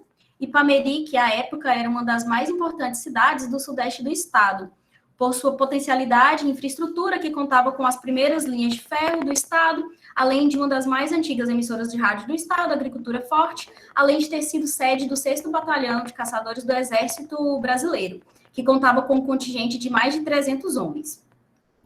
Seu pai, Wilfrido Schmaltz, foi militar do Exército do 6º Batalhão, promovido a primeiro-tenente em 1954 e, posteriormente, a major. A carreira de oficial do Exército acarretou à família constantes mudanças de cidade em razão do serviço. Sua mãe, Maria de Lourdes Cristino, faleceu muito cedo, em 1949. Após o falecimento da mãe, Ieda passou a morar com os tios, Leonardo Cristino e Luciana Cristino, por cerca de 2 anos. Teve como avós paternos Frederico Schmaltz, natural da Prússia, Alemanha, construtor que deixou marcas em Ipameri com seus trabalhos de arquitetura, presentes em grandes partes das edificações locais, e Mercedes Rocha Schmaltz, de nacionalidade brasileira. Pelo lado materno, tem como avó Oscarlina, de quem herdou o nome do meio, que não utiliza literariamente, e como avô, o poeta Demóstenes Cristino, nascido em Caratinga, Minas Gerais, graduado em odontologia em Juiz de Fora, radicado em Ipameri desde a década de 1920, e um dos iniciadores do modernismo em Goiás. Teve no avô materno um grande influenciador de sua carreira. Ieda casou-se 2 vezes, a primeira com Luiz Gonzaga e Silva, funcionário da UFG, com quem teve 2 filhos, Luiz Cristino e Simone Cristina, e um segundo casamento com o artista plástico Malaquias Ferreira Belo, com quem teve a filha Melaine Belo. Ieda veio a falecer no Hospital da Beneficência Portuguesa, na cidade de São Paulo, em maio de 2003, aos 61 anos, por razões relacionadas ao tratamento de um aneurisma. Por ocasião de seu falecimento, o deputado Luiz Bittencourt proferiu na sessão da Câmara dos Deputados discurso em homenagem à poeta, destacando sua obra, trajetória, premiações e contribuições como um todo para as artes e cultura e educação e literatura do Estado. O Jornal Popular também publicou no caderno Cidades, em 11 de maio, matéria em homenagem à escritora. Embora tenha nascido em Recife, Pernambuco, Ieda sempre se apresentou como goiana. Ieda abraçou Goiás e Goiás abraçou Ieda. Os títulos de cidadã goianiense e goiana logo vieram nos anos de 88 e 99, respectivamente, concedidos pela Câmara Municipal e pela Assembleia Legislativa do Estado de Goiás. Diversos são os poemas em homenagem ao Estado, suas cidades e personalidades, e ainda seus flamboyantes urucuns e alfenins, e sua contribuição para a educação, cultura e emancipação feminina. E aí, aqui no slide ainda, eu trouxe aqui um recorte das obras dela, né? Aqui tem umas fotos, essa foto aqui, tá, Cora Coralina, outros nomes, Brasigóis Felício e outros nomes. Aqui também a gente tem Geraldo Coelho Vaz, Luiz Fernando Valadares, Miguel Jorge, José de Mendonça Teles. E aqui eu trouxe uma carta da Ieda com a Cora, porque eu tinha visto que na mesa tinha algumas apresentações sobre Cora. E eu achei essa carta bem legal, e aí eu vou só ler a carta e eu já encerro a minha apresentação. Cora querida, só de você, que é toda poesia, eu poderia receber aquele belo poema. Ninguém mais seria capaz mesmo de me situar tão bem no tempo e no espaço desse imenso amor. Quanto conheço, Cora e a sua poesia, doçura e os seus doces tão arrumadinhos, metrificados sonetos nas caixinhas. Só não sabia que você possuía, além de tudo, o olhar tão longo de ver tão fundo na minha poesia. Qualquer dia irei visitá-la com os meus Luizes. Cora, obrigado pelo que você me deu e não mereço. Obrigada por ser você quem é a amiga Ieda Schmaltz, 22/8/70. Não sei a que poema essa carta se refere, vou tentar descobrir ainda. Mas é isso, eu acho que ainda tem algumas coisas para aprofundar na minha pesquisa. Eu estou ainda em fase muito inicial, ainda não qualifiquei nem nada, ainda vou aprofundar muitas questões, mas a princípio é isso e obrigada, gente. Parabéns, Viviane, muito obrigada pela sua fala.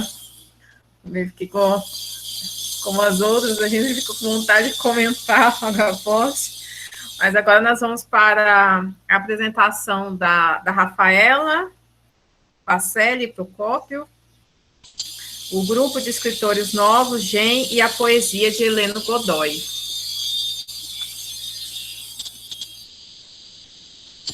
Boa tarde a todos e todas.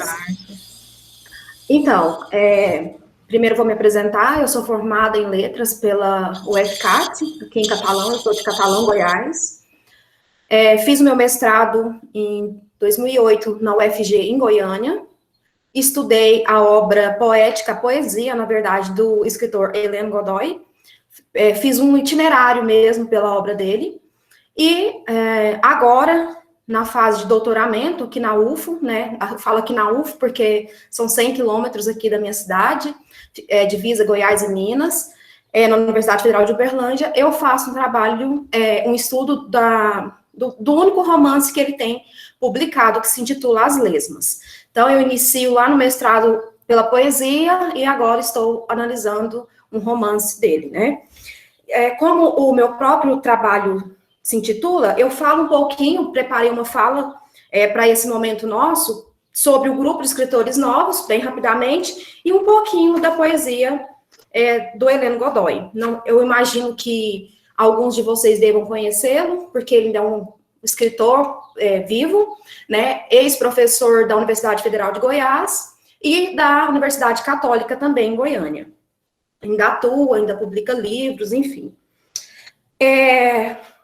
Um dos momentos da minha dissertação, eu dedico um capítulo todo falando sobre a importância do GEM, que é o grupo de escritores novos, de onde, né, as colegas já mencionaram a questão da Ieda, por exemplo, que fez parte desse grupo. Muitos escritores que iniciam ali nesse grupo de escritores novos, os que permanecem até hoje, né? É o que a gente tem no cenário atual, muitos fizeram parte desse grupo. O grupo inicia ali em 63, né? Início ali da ditadura militar, vai até 67, já tem todos os problemas que a gente imagina que, né, um grupo de estudantes, de pesquisa, de literatura passa, né, num momento como esse. Heleno Godoy foi o último presidente que propôs, por fim, inclusive, Só um minutinho, gente. E que propôs, por fim, ao grupo, né? Porque, por questões políticas, né, vários acontecimentos, eu falo muito disso no meu trabalho, né, na minha dissertação, e agora na tese de uma forma mais sucinta, digamos assim. O Heleno Godoy, ele começa... Por que aqui eu estou falando de Heleno Godoy aqui no Simpósio 2, né? Só para contextualizar. Heleno Godoy, ele faz parte desse grupo, ali com a IED, eles começam reunindo em apartamentos dos próprios integrantes desse grupo, posteriormente passam a se reunir no SESC, né, no Conservatório de Música. Mais tarde, eles passam... O Bazar Oió, como alguns citaram aí, serviu de um lugar onde eles conseguiam publicar, fazer divulgação de livros, né, lançamentos de livros, inclusive o da própria Cora Coralina, né, que é um livro que foi... que teve todo o apoio do GEM e que foi lançado no Bazar Oió, né, na livraria. Heleno Godoy, então, ele publica seu primeiro... Ele já escrevia desde a adolescência, mas oficialmente seu primeiro livro é publicado em 1968, se intitula Os Veículos, e ele lança ali, quando ele faz parte do GEM. Em 1969, ele lança As Lesmas, que é o livro que eu estudo no doutorado. Só que eu escolhi para hoje, não esses livros que ele publicam ali no início, mas o livro Lugar Comum e Outros Poemas, que aparentemente é um livro que destoa de todos os outros, porque quem conhece um pouco da poesia do Heleno Godoy sabe que é uma poesia um pouco mais densa, complexa, né? Lugar Comum e Outros Poemas é onde eu encontro, né, onde a gente encontra, na verdade, um poeta mais da memória, um poeta mais memorialista. Então, o livro Lugar Comum e Outros Poemas foi lançado em 2005, né? E para essa fala, eu tento mostrar a semelhança que há entre a poesia do escritor Heleno Godoy e do Carlos Drummond de Andrade, né? Então, eu falo que sem perder de vista a estrutura, o livro como uma estrutura, porque se você pode pegar um livro de poesia do Heleno Godoy, você lê ele todo, você pode ler cada poema independentemente, ou você pode ler todo o livro como um único grande poema, né? Eu costumo falar isso. É aquele trabalho arquitetado do livro como projeto mesmo. Lugar Comum e Outros Poemas também é. Só que ali estão concentrados poemas da memória do menino Heleno Godoy, né? Muitos dos poemas. Aí eu falo que na lírica memorial de Drummond e Godoy, um dos movimentos do texto visa o reencontro do homem adulto com a criança. Na maior parte das vezes, lembrar não é reviver, mas refazer, reconstruir, repensar, com imagens e ideias de hoje, as experiências do passado. Isto é, trata-se não apenas de evocar uma percepção do pretérito, na ilusão de revivê-la, tal e qual se deu, mas de construir uma nova percepção, né? É o adulto que se volta no olhar da criança. Eu trago para hoje 2 poemas, um de Drummond e um de Heleno Godoy, para tentar mostrar para vocês um pouquinho, eu vou tentar apresentar aqui agora, como que funciona essa aproximação desses 2. Vocês estão conseguindo ver? Tá indo, né?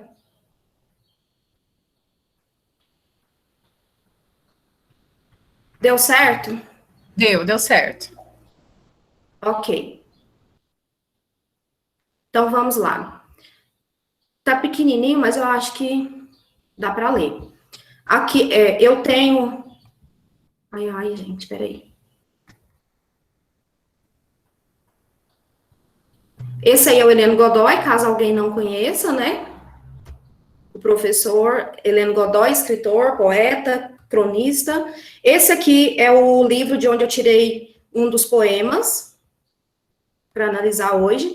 E o poema que eu trago hoje para a gente fazer a leitura é o poema Bicicleta. Então, eu vou fazer a leitura e depois eu vou fazer o comentário. Um dia ela chegou, de caminhão, em embalagem de papelão, e ali mesmo, em frente à nossa casa, foi desembrulhada e prontamente montada. Era vermelho escuro, de marca famosa e bem reconhecida. Meu pai foi o primeiro a montá-la e pedalá-la, e minha mãe gritava: "Que é isso? Cuidado, a bicicleta do menino." E quem estava em volta ria e se divertia, e meu pai pedalava, e eu imaginava que andar de bicicleta devia ser tão bom quando aprendesse.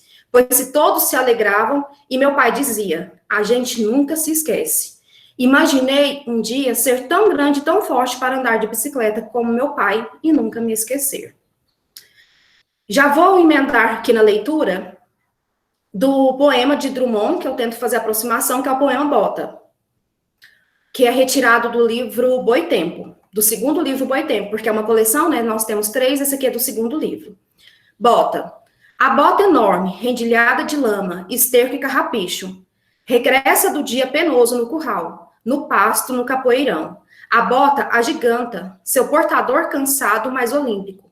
Privilégio de filho é ser chamado a fazer força para descalçá-la. E a força é tanta que caio de costas com a bota nas mãos e rio de me ver enlameado.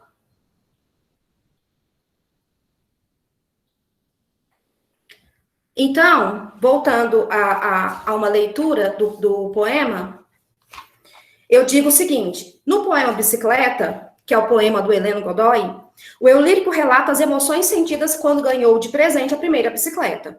Em seguida, descreve o fato de ser o pai, né, naquela empolgação de criança, quem vai primeiro montá-la é o pai. Na primeira estrofe, o menino recorda-se do dia que ganhou a sua bicicleta, presente esse que esperava com tanto entusiasmo. Um dia ela chegou. O sujeito lírico descreve como era a tão sonhada a bicicleta, vermelho escuro, de marca famosa e bem reconhecida. Logo no segundo verso, na segunda estrofe, temos: meu pai foi o primeiro a montá-la e a pedalá-la, ou seja, não é o filho quem primeiro desfruta do presente, e sim o pai. Vemos nesse poema certa ironia. A bicicleta é presente para o menino, mas é o pai que se aproveita do presente e recupera a meninice. Diante das palavras da mãe, que é isso, cuidado, a bicicleta do menino, das pessoas em volta que se alegravam e riam das travessuras e da atitude do pai, que dizia com enorme entusiasmo, a gente nunca esquece. A criança imagina ser um dia como um pai para andar de bicicleta e também nunca se esquecer. Já o poema Bota é um poema anedótico em que a bota é o símbolo da figura paterna, o poema do Drummond. O filho relata o regresso do pai do trabalho pesado e a sensação ao vê-lo. O menino se sente honrado em poder tirar as botas sujas dos seus pés. A imagem da enorme bota enlameada do pai, vista pelo filho ao descalçá-la, oferece ao leitor a possibilidade de ver a relação entre pai e filho a partir da perspectiva do menino. Temos um sujeito reconciliado com seu passado, pois o recupera sem mágoa ou ressentimento. A imagem do menino pequeno e aos pés de seu pai, visto como herói, nos dá a dimensão da força e do magnetismo que a figura paterna exerce sobre a criança. A bota giganta, seu portador cansado, mas olímpico. Então, pensando numa aproximação entre esses dois poetas, que também eu estudo na minha... faz parte do meu estudo na minha dissertação, é tentar aproximar, né, buscar as referências que a gente pode encontrar na poesia de Heleno Godoy. O eu adulto recorda-se com emoção a sensação que experimentou ao ganhar o presente, de ver o pai dizendo aquelas palavras, e da vontade que teve de tornar-se tão grande e tão forte como ele.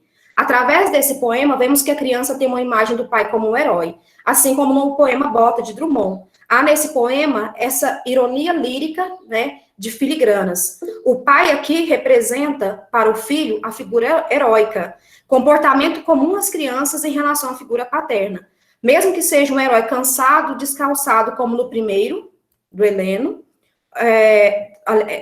ou um brincalhão, como no poema de Godoy. Então, falando rapidamente, né, para mostrar para vocês mesmo uma das facetas dessa poesia de Heleno Godoy.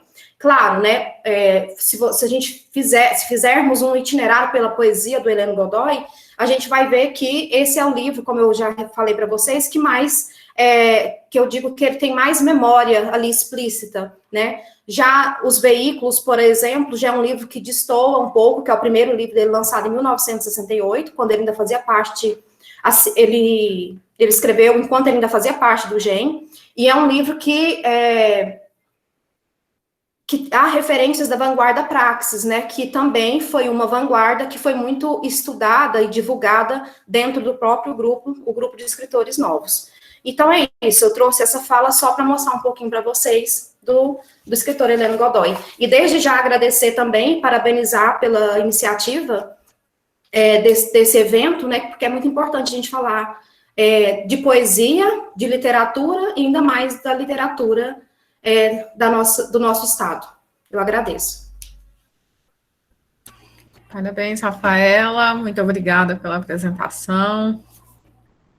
Bom, então agora, né, finalizando as apresentações, é o momento, né, de nós dialogarmos, conversarmos aí sobre, né, assim, o que vocês trouxeram.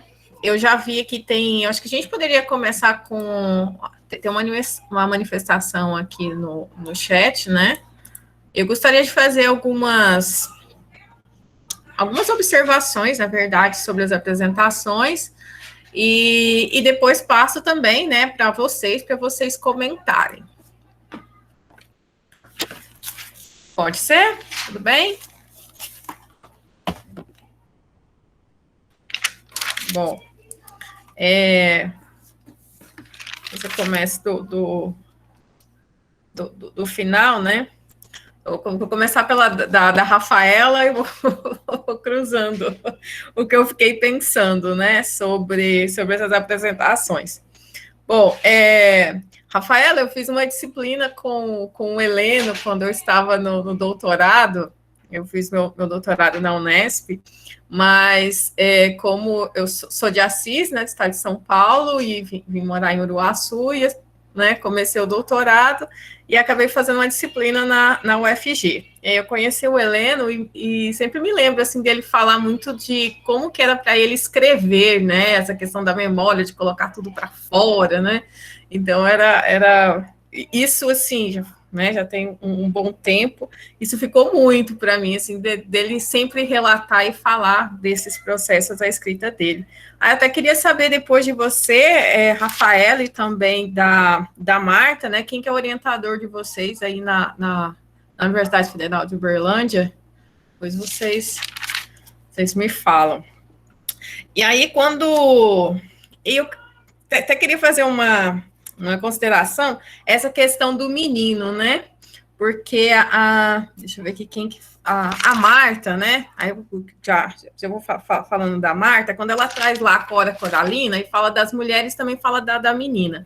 Eu fiz um trabalho, Marta, que falava sobre as visões ali, né, da menina, né, como que ali quando era criança, tal. E aqui, o que me chamou a atenção para fazer essa comparação é que aqui, né, essa figura para o menino e a menina, né, vamos pensar assim nessa criação. Então, tem lá o pai, então tem essa questão da figura heróica, o brincalhão, tal. Quando a gente vai lá para a Cora, gente, a Cora traz uma criança, né, uma menina ali, que ela foi muito, como que eu posso, anulada quando era, né, e essa questão da anulação, e acho que a gente já pode também ir passando, né, para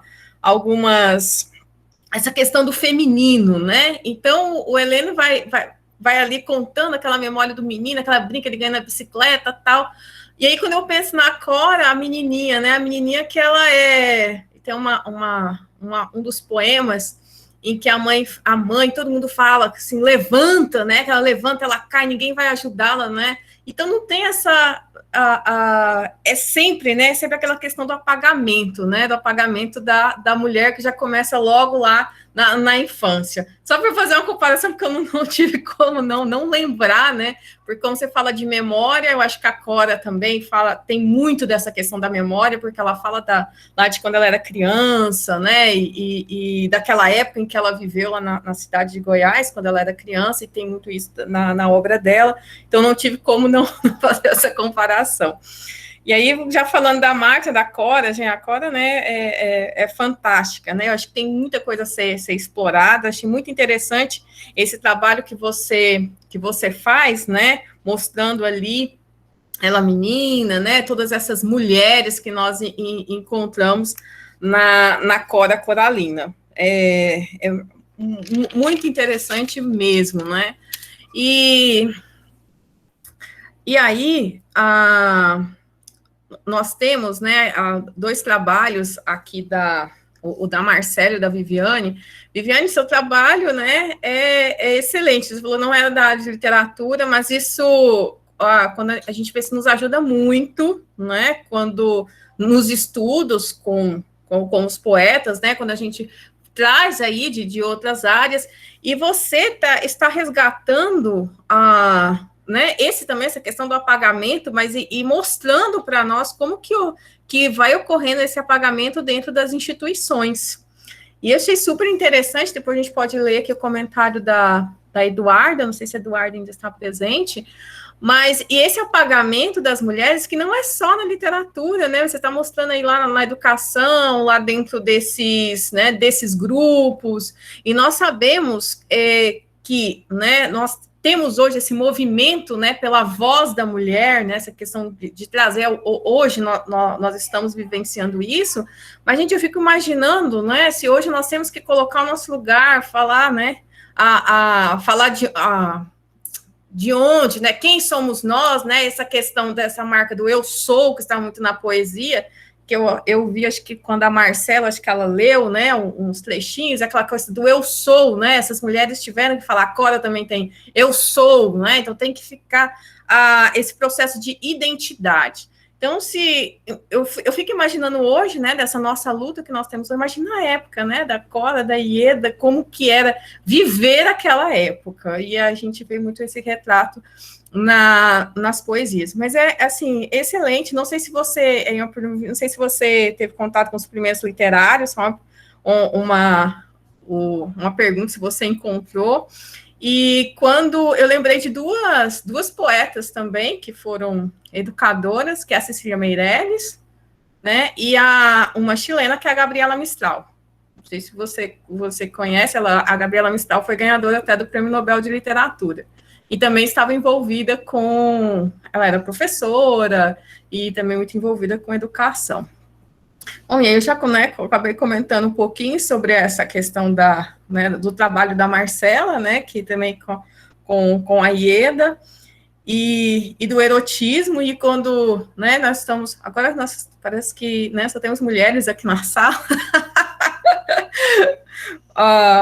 e a questão do erotismo feminino, dessa questão do feminino, gente, é um tabu, né, a gente falar em algo.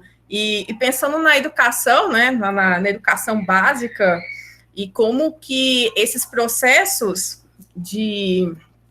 atualmente, né, das meninas falarem, né, da questão feminismo, feminista, nossa, às vezes, né, tem uma confusão muito, muito grande com os termos, e eu fico muito preocupada, Marcela, com algumas, eu tenho visto algumas pessoas, assim, principalmente nas redes sociais, fazendo algumas análises literárias e muito complicadas, né, justamente fazendo novamente esse apagamento, né, da sexualidade, vamos falar da sexualidade feminina, sabe, eu fico realmente preocupada. Bom, mas, gente, trabalhos excelentes, nossa, a minha irmã, acho que a Cida me deu um presente essa tarde. E o trabalho das meninas, gente, da Liz e da Nara, que são as minhas, foram minhas orientandas, nós desenvolvemos esse trabalho entre 2018 e 2019, mas é um trabalho muito extenso, gente, foi apenas um ano, são 10 obras aí que acontecerá o lançamento aí às 7 horas da coleção Artífices.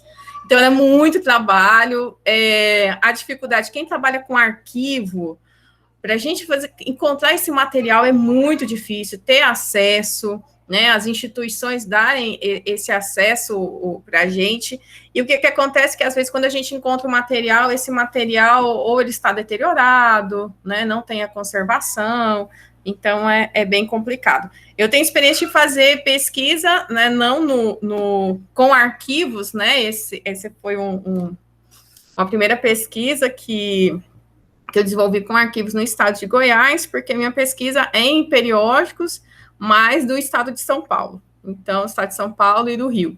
Aí, quando eu vim para Goiás, esse foi o meu primeiro trabalho aí com as meninas, e uma ideia, né, esse que nasceu da coleção Artífices, que foi do Oliver. Bom, então abre aí para vocês comentarem, para vocês fazerem perguntas. Fiquem à vontade. Marcela, vou só começar te respondendo, então. Você comentou do Heleno, né? Eu tive o prazer de fazer uma disciplina com ele, quando eu fiz o mestrado. Na verdade, eu estudava a poesia, e ele dava uma disciplina de narrativa, mas eu falei, eu preciso fazer, porque eu preciso... Aquela paixão inicial que a gente tem pelo objeto de pesquisa e por quem produz, sabe? Eu tive esse prazer de fazer essa disciplina com ele, igual você falou, ele tem um humor, assim... Ele exala um humor muito refinado, irônico, né? Quem conhece ele sabe. Muito crítico, inclusive, né? Então, assim, e a questão da memória, né? É claro que eu trouxe um poema que traz uma memória, digamos assim, feliz desse menino, né? Mas nem todos os poemas terão essa mesma dicção, né? Eu lembro você fazendo essa comparação, eu até lembrei do poema da Cora, que o bolo é ridicado, né? O bolo não pode ser comido, porque o bolo é das visitas. Tem um próprio poema do Drummond, em que ele fala dos doces que ficavam nas compoteiras, em cima do armário de madeira, mas que também não podia ser pego antes de servir as visitas, né? Então, assim, há uma semelhança bem entre essa memória da criança, né? E é isso. Se alguém também quiser fazer alguma pergunta, estou à disposição. Seu orientador, Rafaela? É mesmo. No mestrado foi a Solange Fiuza Cardoso Yokozawa, não sei se vocês conhecem, e agora na UFO é a professora Betina Ribeiro Cunha. Ok.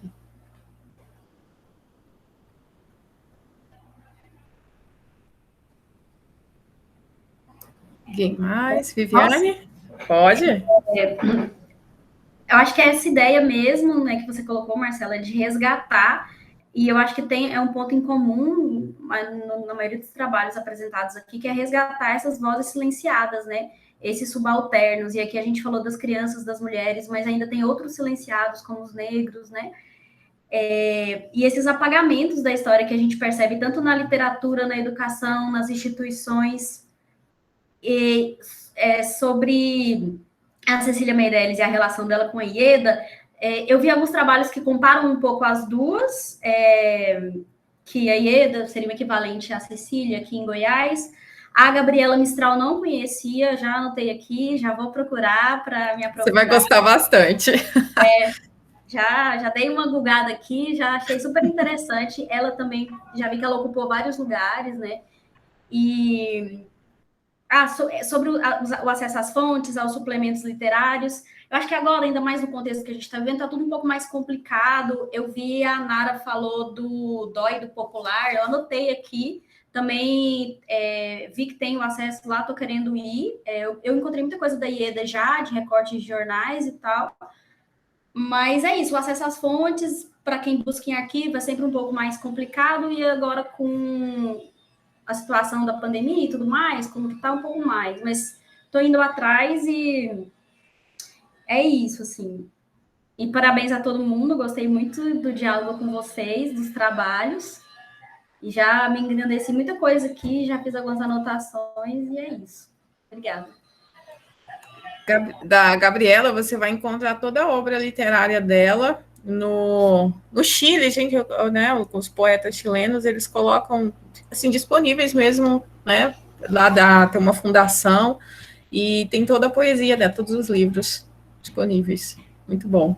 E aí os arquivos são sempre um problema, né, ali, assim, em São Paulo, então tem, por exemplo, muitos periódicos do Rio, por exemplo, que eu estudei, tem muita coisa na Biblioteca Nacional do Rio de Janeiro, e aí eles estão, né, digitalizando, então já tem muito acesso, depois se vocês quiserem dar uma olhada, na hemeroteca digital da BN, tem muita coisa, e é muito bom. Resolve, assim, a gente quer pesquisar alguma coisa que aconteceu, pelo menos para mim tem funcionado bastante. E mais comentar? Então, professora, como eu tinha dito, a minha pesquisa é sobre o erotismo, mas na perspectiva da Olga Savary. E aí, como eu tive a disciplina da literatura goiana, né, a professora Nismária que me orientou a que a gente produzisse o artigo trabalhando nessa perspectiva erótica.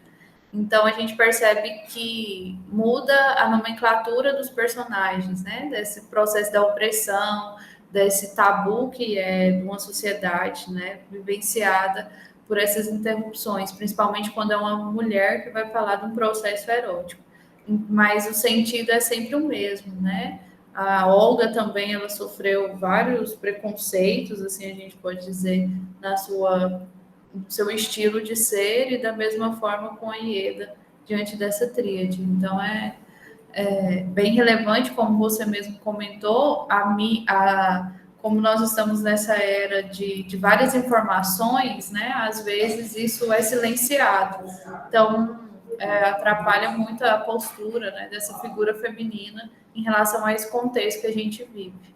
Mas muito obrigado, adorei conhecer mais sobre a Ieda pela Viviane, né? A gente não consegue fazer um aprofundamento de tudo aquilo que a gente estuda, e com ela foi muito válido, e as demais colegas aí a gente ficou na mesma linha, né? De coincidências aí, de um processo da literatura que vale ser sempre recordado em todas as instâncias. Muito obrigada pela oportunidade. Nós agradecemos. Marta, gente, a Olga Savary é fantástica, né? Eu não a conhecia. Gente, eu fiz uma disciplina, também quase uma disciplina no doutorado, com uma professora de uma universidade inglesa, Karen Penha. O que ela fez, gente? Ela copiou, ela fez uma cópia, foi lá ela falou o nome da universidade, acho que lá em Londres, numa biblioteca, ela copiou tudo que tinha de literatura, né, hispano-americana e brasileira, de mulheres, poetas, né, só. Então, e aí tinha a Olga Savary, eu não conhecia a Olga Savary, né, e o maior, assim, encantamento da disciplina é porque ela traz poetas que nem nós, né, assim, não são conhecidas, e a gente, essa questão do apagamento, que geralmente a gente estuda, né, somente os homens, né, as mulheres não têm esse estudo.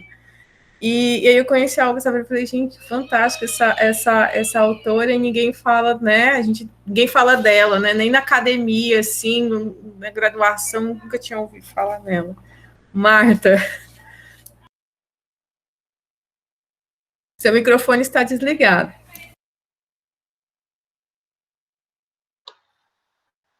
Então, eu gostaria de informar o nome do meu orientador na UFO, foi o Fábio Figueiredo Camargo. Eu defendi em setembro do ano passado. Cumprimentar a todas pelos excelentes trabalhos que foram apresentados, pelas discussões a respeito dessas autoras, né, que tão bem representaram e representam o feminino e da luta que elas empenham nesse favor, assim como a Cora, né, e agradecer pela oportunidade de poder participar desse evento, que foi a professora Nismária, que foi por ela que eu entrei no mestrado, ela se tornou minha amiga pessoal, inclusive até minha vizinha, foi ela que me falou desse evento, né, e pediu que eu participasse. Então, eu só tenho a agradecê-la e agradecer a você, Marcela, e a vocês, colegas, pelos excelentes trabalhos apresentados, pelas autoras que vocês trouxeram, que enriquece muito e nos desperta a conhecer mais sobre a obra e a vida de cada uma delas, né? Então, muito obrigada.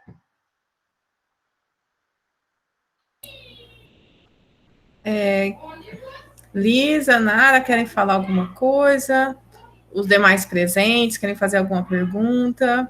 Só agradecer a oportunidade, Marcela, que eu entrei na pesquisa com um caminho andando, um bonde andando já, né? Não foi no meio, mas foi mais, já tinha começado, né? Então, só agradecer mesmo a oportunidade de ter participado da pesquisa e de fazer parte também do simpósio. Muito, muito bom.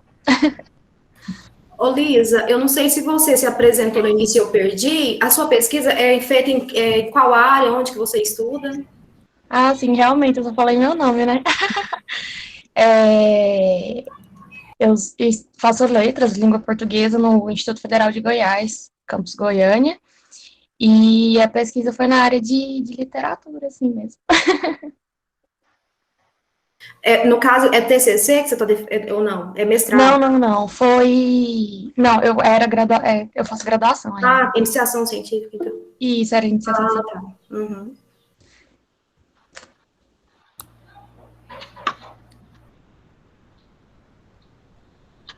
Mais alguém? Gente, iniciação científica é uma luta hoje, né? Olha lá, falta de bolsas, é complicado, né? A bolsa, né, que já não tem um valor, né, que esse valor que está aí defasado já há alguns anos, e pouquíssimas bolsas. Naquela época já não teve, né? Gente, mais alguém quer fazer algum comentário? Não? Bom, então eu quero agradecer. Marcela, deixa eu te interromper só mais uma vez, posso? Pode falar, Rafaela. Os arquivos que vocês mencionaram lá do Popular, acho que é sua orientanda, né? Ele é aberto? Não, né? Provavelmente a gente tem que ser assinante do jornal, é isso? Olha, nós fizemos um pedido para o jornal, né, para ter acesso aos arquivos. E aí eles autorizaram a ir lá, né, marcaram um dia. Aí foi a Lisa, a Nara e o Oliver, eles que foram lá. Tá. O que o Popular está fazendo eles estão digitalizando esses jornais para depois disponibilizar, provavelmente só para os assinantes, como faz o Estado de São Paulo, né? O Estado de São Paulo tem todo o acervo digitalizado, mas as pessoas só têm acesso se forem assinantes do jornal. Então, o Popular provavelmente vai fazer do mesmo jeito. Lisa, tem mais informações, Lisa? Tem. Quando a gente foi, igual a Marcela falou, fez o pedido e tudo mais, só que era uma pesquisa supervisionada. Então, tinha umas 3 pessoas na sala olhando a gente pesquisar, assim, sabe? Não podia entrar em qualquer arquivo, etc. Obrigada, gente, pelas informações. Pesquisa de jornal é complicado. Mas e tem muita coisa, gente, que já ficou perdida, né? Dessa época, nós estamos aqui discutindo nessa década de 60, muita coisa ficou perdida. Né? Pensar recente, eu falo recente porque eu faço pesquisa lá do século XIX, 1800 e pouco. Então, assim, muita coisa que a gente precisa e não consegue encontrar, né? Por isso que eu falo que é recente, de 60 para cá, para mim é muito recente. Mas é isso mesmo, igual pesquisar sobre o GEM, que é um dos meus objetivos, é muito complicado, porque quem tem acesso a esse material são os escritores da época. Então, assim, alguns que ainda estão vivos que têm esse material de recorte que eles mesmos guardaram, então é tudo particular. Né? Em época de pandemia, igual vocês mencionaram, é difícil, né? Não dá nem para você visitar ninguém para ter acesso a isso, então fica bem complicado mesmo. É mesmo. Meninas, então, muito obrigada pela presença de vocês, pela participação, parabéns aí pelas pesquisas, né, muito, assim, excelentes, gostei, assim, não tem nem como falar, assim, o tanto que eu gostei dessas pesquisas, do nosso diálogo, então, muito obrigada pela participação de vocês. E aí, continuem, né, participem aí das outras atividades do evento, foram todas pensadas aí com muito carinho, né, organizadas aí já, né, muito suor. Então, fica o convite aí para vocês, mas muito obrigada mesmo. Tchau, tchau.